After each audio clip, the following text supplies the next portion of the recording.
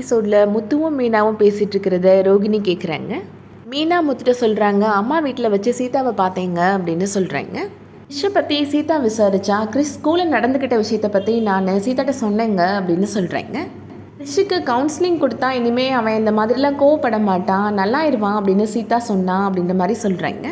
உங்கள்கிட்ட இதை பற்றி கேட்டுட்டு அதுக்கப்புறமா உன்கிட்ட சொல்கிறேன் அப்படின்னு சொல்லிட்டு வந்துட்டேன் அப்படின்னு சொல்கிறாங்க மீனா. இதில் என்கிட்ட கேட்குறதுக்கு என்ன இருக்குது மீனா, நாளைக்கு நம்ம அவனை ஹாஸ்பிட்டல் கூட்டிகிட்டு போகலாம் அப்படின்னு சொல்லிடுறாரு முத்து. கேட்டுட்டு இருந்த ரோகிணி யோசிக்கிறாங்க, டாக்டர் ஏதாவது கேட்கும்போது என்னை பற்றி கிறிஷ் உளறி வச்சிடக்கூடாதே அப்படின்னு நினைக்கிறாங்க. கண்டிப்பாக நாளைக்கு நம்ம கிறிஷை பார்த்து பேசியே ஆகணும் அப்படின்னு முடிவு பண்ணுறாங்க ரோகிணி. மறுநாள் மீனாவும் முத்துவும் கிறிஷை கூப்பிட்டுட்டு சீதாவோட ஹாஸ்பிட்டலுக்கு போகிறாங்க. அவங்க வர்றதுக்கு முன்னாடியே ரோகிணியும் அவங்களோட ஃப்ரெண்டுமே இப்போ அவங்க வந்திருக்கிறாங்க. கண்ணில் படாமல் இப்போ ரோகிணியும் மறைஞ்சு நின்றுக்கிறாங்க. மீனா சீதாட்ட, நீ டாக்டரை பார்த்து பேசிட்டியா சீதா அப்படின்னு கேட்குறாங்க. பேசி அவர்கிட்ட அப்பாயின்மெண்ட் வாங்கிட்டேங்க்கா அப்படின்னு சீதா சொல்லிட்டு இருக்கிறாங்க. அந்த டைமில் அங்கே ரோகிணி வரதை பார்க்குறாங்க மீனா. எங்கே ரோகிணி இங்கே வராங்கங்க அப்படின்னு சொல்கிறாங்க முத்துட்ட. பார்லர் அம்மா இங்கே எதுக்கு வருது அப்படின்னு சந்தேகமாக கேட்குறாரு முத்து. சீதா சொல்கிறாங்க, அவங்க எனக்கு அப்போவே கால் பண்ணாங்க, இங்கே ஒரு டாக்டர்கிட்ட அப்பாயின்மெண்ட் கேட்டிருந்தாங்க அப்படின்னு சொல்கிறாங்க.